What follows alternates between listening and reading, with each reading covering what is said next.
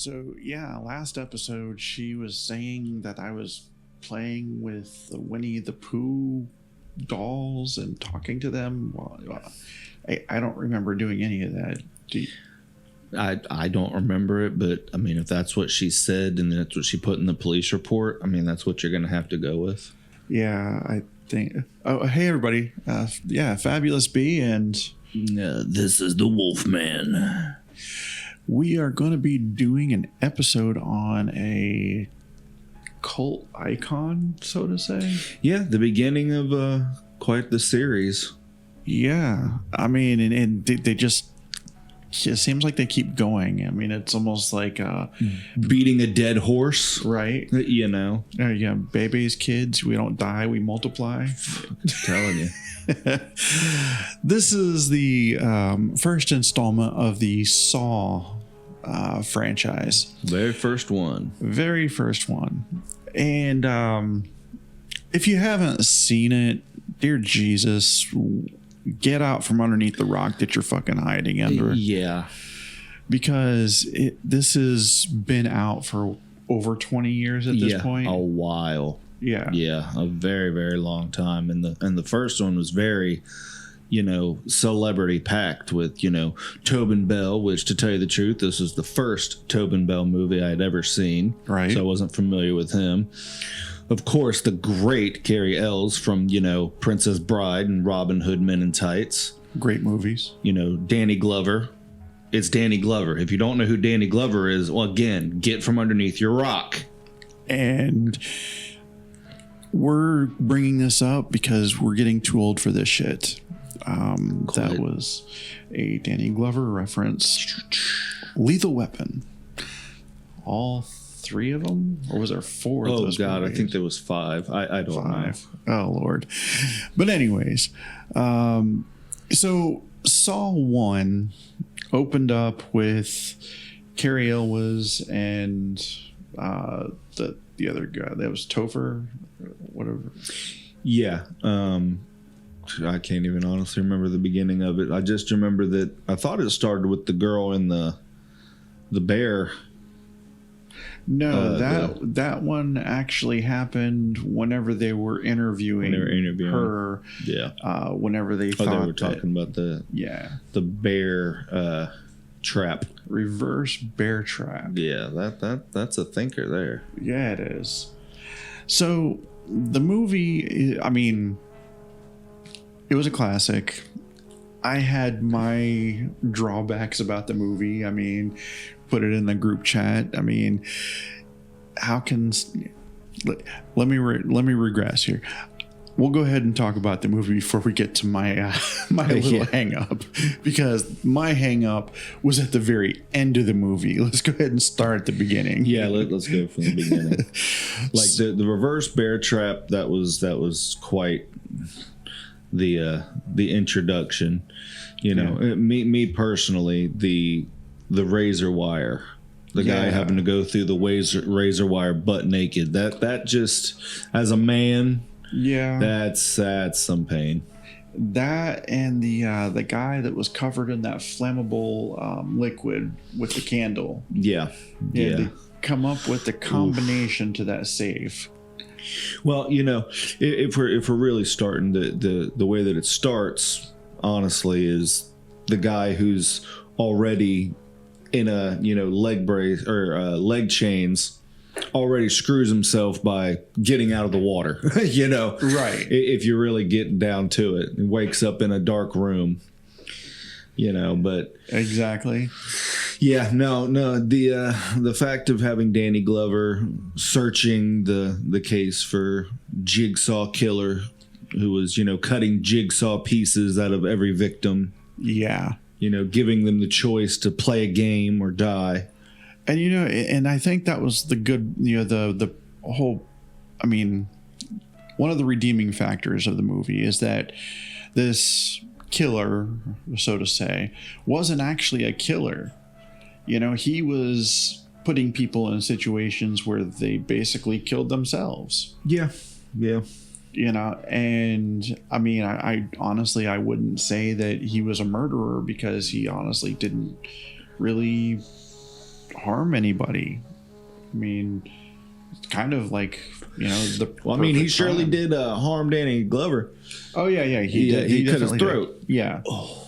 And then Danny Glover's partner, that was pretty fun. Yeah. yeah. He Going got back shot. towards the end of the movie again. Yeah. But the throughout the whole movie, you're seeing two people chained in a room, getting different scenarios of what their lives have been for the last week. And then finding out that one of them was actually a photographer having to take pictures of the other one in the room was pretty interesting. That was pretty interesting turn. I mean, the fact that, everything came full circle and then you realized why they were in the room together. Yeah. I mean, at the very beginning, they seemed like two perfectly, two perfect strangers. Yeah. Carrie Elwes didn't know the other guy, but the other guy was secretly, he knew. Oh yeah, Carrie he knew Elwes. him quite well. He knew Lawrence. Well, and it's interesting because in the flashback where it shows Carrie Elwes in the hospital room with the patient John, if you look at John's sketchbook, it shows the reverse bear trap. Yeah. So John is a very interesting person indeed. Yeah. And then you go throughout the movie and you don't know who to feel sorry for because Carrie Elwes was cheating on his wife with his clinical secretary, I guess. Yeah. I don't know. Yeah. But and the other guy that was in the room, I can't remember his name right off the top of my head. Yeah, I can't either. He was a photographer, that ruined Adam. a lot of people's lives. It was Adam. Well, then there's the random dead guy who shot himself because of the poison that was in his blood. Right. Just hanging out in the middle of the room. And we'll circle back around to that. Yeah. So, which was one of their choices. They could shoot themselves with the gun, right, which they chose not to do. Or they can, they had 8 hours to figure it out. Yeah. And the backstory and everything like that turned out that,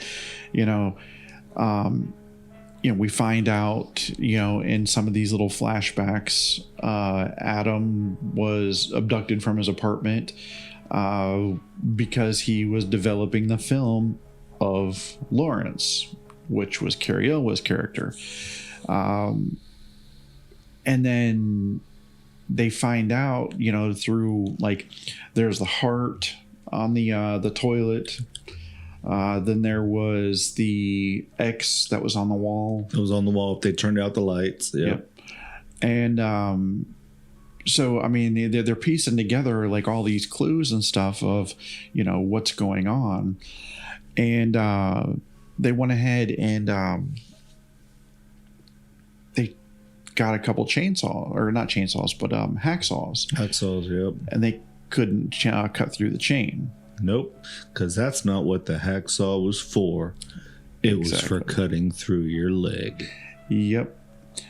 Which, because Lawrence found out that his wife and daughter were abducted by what they thought was Jigsaw. Yep. Zip.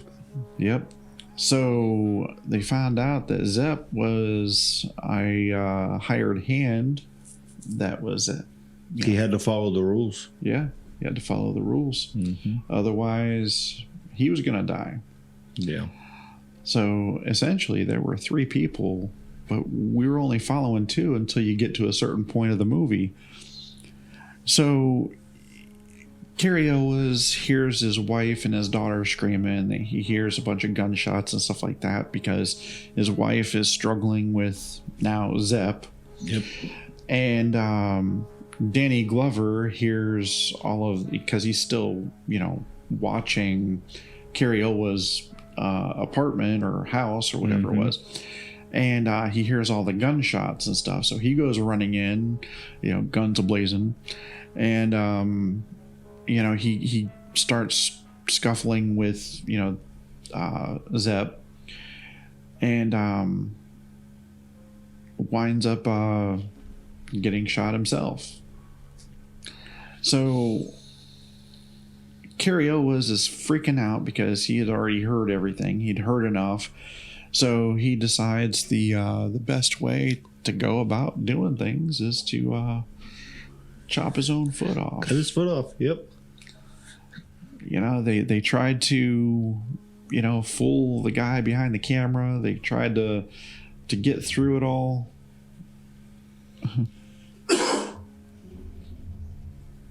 So whenever he cuts off his foot, he goes over and he crawls over to Adam, and he tells him that he's going to bleed out, so he's going to go try to find help. And he crawls out of the room, and he goes around the corner. I don't even know what happened to him. I mean, it was just he crawled out. Did he survive? Did he bleed out? That's all you see. Yeah. And then Adam is stuck, chained to that pipe, chains everywhere, and all of a sudden, the guy that's in the middle of the room that shot himself in the head because of the poison that was coursing through his veins, stood up, ripped off the latex that was supposed to be half of his brains and half of his head, looks over at Adam and says, "Oh, by the way, the key to your chains is in the bathtub." Which it shows as soon as he wakes up, the plunger for the bathtub is pulled, the water is drained, and the key goes down the drain. So he was fucked. Game over. So this was my gripe about the movie. Dude laid there for 8 fucking hours. Not once did he fart, hiccup, sneeze, move, twitch, nothing. Enough for one of these guys to actually pay attention. And it's like that. I don't know. It just didn't seem feasible to me. Well, the thought process would be maybe he gave himself some kind of sleeping medication, but that doesn't, vote very well when he shocks them both when they're talking so silently because he knows what's going on. Right. So that can't be that he actually, put himself in a sleeping state. So yeah. He didn't move for the whole freaking 8 hours. Yeah, that's something there. Yeah, I mean, that was my biggest bitch about the whole entire movie. And it was like, I'm sorry, I know that whenever I'm asleep, I'm out or whatever, even if I had you're twitching. Right. Twitching, snoring, farting. Yeah. Something's going to happen. I mean, your body doesn't just quit whenever you close your eyes. Yeah. You something happens. Yeah. So I'm like, what the fuck is this? And I remember watching it with one of my buddies years ago, and he was telling me that, that was one of the greatest horror movies that he's ever seen. And I remember giving him the side eye. I was like, are you fucking kidding me? Yeah. I was like, I've seen 10 horror movies last week that was better than this. It was a good shock factor, but it was more of a gore than anything else. Now looking at the movie itself, I do have a lot of respect for the way that they kind of changed the way that horror movies were. There was a lot of movies that were modeled after the Saw franchise. Yeah. Shock factor and stuff like that. So, I mean, I do have to have a little bit of respect for it because of, that aspect.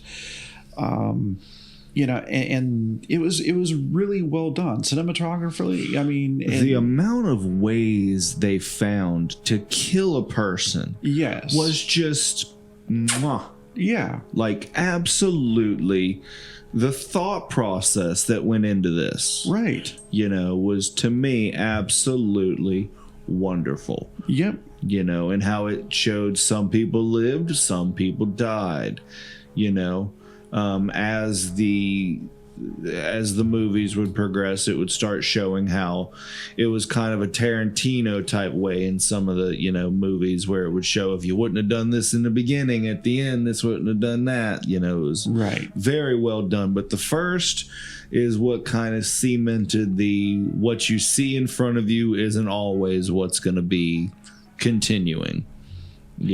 Right. And the fact that they kept this going for what, 10 movies? 8, I think. 8 or 9. I mean, it was crazy the amount of movies that spawned after that. And how many times they could keep bringing John Kramer back to life. Right. Holy crap. Right, exactly. And what I found also interesting, in later movies, I'm not going to talk about any of the later movies because we're just doing the first one here. But the fact that, all of the different ways that they could kill people, just different traps, different methods of killing people. Well, I'll tell you this. We're not going to go into a lot of the other movies, but I will tell you, there is only one movie that has ever made me scream like a little girl in a movie theater, and that was Saw 2. Okay. And that was when she was thrown into the syringes. Okay. Oh my! I squealed like a little girl. Oh, okay. That to me was pushing it for me. Syringes, yeah. So, that was the only movie. What about The Ring? Did you squeal for that one? Well, it was quite an event for me, The Ring. In the theaters? In theaters, in the back row. Not gonna. Anyways. That was a different movie altogether. But anyways. Movie, yes, we can't go there. Yeah, we can't do that. So, but anyways. Shout out to empty theaters. Saw to me was a very good franchise because it always kept you guessing. And to tell you that, I'm not even going to try to front this, but I stopped watching after the second one. Yeah. I don't think I've ever seen the third one. If I have seen the third one, it was forgettable and I don't remember much about it. I don't remember which one, but the lead singer Linkin Park was in one of them. Really? Chester Bennington was? Yep. No way. He was in one of them. He was a skinhead. Oh, wow. Yeah. Fantastic. Might have been the third one, honestly. Okay. So, the movie was, like I said, cinematography was great. The music, it set the tension. It set the scene. The gore was great. All practical effects. There really wasn't a whole lot of like blood spatter or none of that. The only blood really that you saw was the dude that was laying on the floor. Yeah. There was just a big pool of blood just everywhere. Well, that and the guy going through the razor wire. Yeah. Oof. Yeah. Yeah. And then, her having to cut the man's eye out to get the key to the reverse bear trap. That was his stomach that she went ahead. Was it his stomach? Yeah, I thought it was his eye. Yeah, she stabbed the hell out of that dude. Yeah. So, after seeing a video of what that trap actually does, yeah, I'm sorry. I would. Sorry, deuces. Yeah, I have no idea who you are, dude, but I need that. That's in your stomach. But well, that to me was kind of a setup. This is a complete stranger, somebody you have no idea who this is. You have to cut his stomach open. That's not really that's kind of a no-brainer, It's not like a relative or something where you got to think about it. I don't know you. I'm going to save my own life here. Right, exactly. You don't have a bear trap on your head. And to tell you the truth, we don't. Because what did that guy do? Right. We have Adam and Lawrence that knew each other in a roundabout way. Okay. Yeah. we don't know the backstory of her, so very well she could have known him, like maybe a coworker at work or something. Maybe he was the drug dealer because she was a drug addict. Right. You know, that was her whole thing, was because of being a drug addict. But again, that would have been nicely explained. Who is this man who's the random stranger? Right. Who, what did he do to deserve this? And what about the dude that was caught on fire? We don't know what he did either. Right. So, I mean... Yeah. So many plot holes. But, and like I said, given the plot holes and everything, it was still a well done movie. Yeah. I mean, even the lighting, and just everything was done very well. I really don't. I mean, just the simple fact that he just got up and left is still something that I was hung up on. Didn't move. Yeah. I mean, that was my only bugaboo, I guess. Yeah. As Dale Doback would say from Step Brothers. But anyways, yeah, I think that's all I have for this movie. I mean, that's basically the whole thing in a nutshell. Is just and game over. My sentiments about it is I still like it leaps and bounds better than I like Bunny Man Massacre. I still don't wish that upon anybody. So everybody, thank you for tuning in to Scream Freaks yet again. Thank you, Ethan, for showing up and hanging out and going over this movie with me. It was a fun time. It was definitely a good movie too. So, looking forward to the next one, man. Most definitely. All right, everybody. If you like our material here, please, whatever you're listening to, wherever you're listening to it, please give us a like and subscribe. We absolutely love the interaction that we're getting from everybody, and it helps us to want to continue to do this even more.